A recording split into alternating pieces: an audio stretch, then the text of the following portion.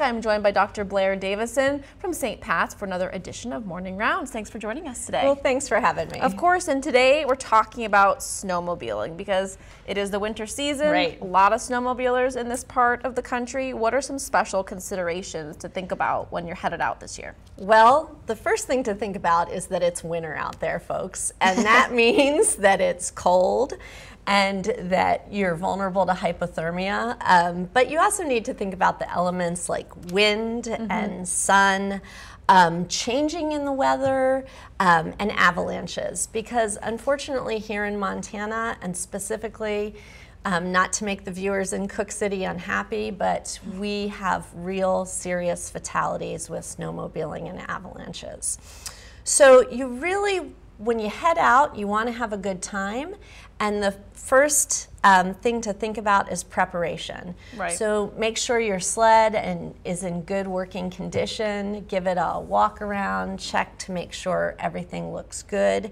Make sure that you have any supplies you might need if you get out there and your machine has some problems.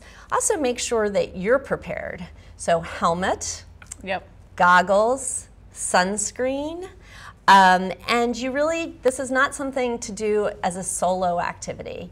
You need a partner, you need to know your area, know the forecast. So, you know, you want to enjoy yourself, and there's some predictable hazards. So, for instance, going over water. The #1 cause of snowmobile deaths is actually drowning. Oh. Yeah, so you really want to know what you're going over. Right. And to remember that if you get in a really sticky situation or wet situation, that your snowsuit and your helmet give you a little buoyancy, so try and scramble up to that ice if you fall through. And in terms of other hazardous situations, high marking, it may be a ton of fun, but that is usually what's going on before an avalanche.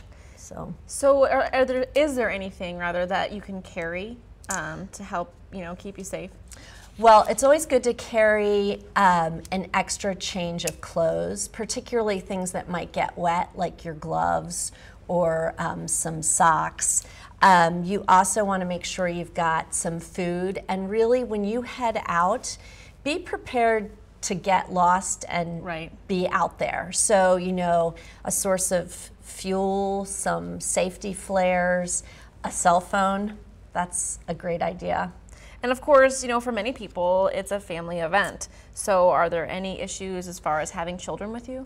Absolutely. So, you know, think about that really you shouldn't be driving a snowmobile if you're not driving a motor vehicle. So in most of the country that means 16 or over. Here in Montana, maybe a little bit younger, but not too much younger.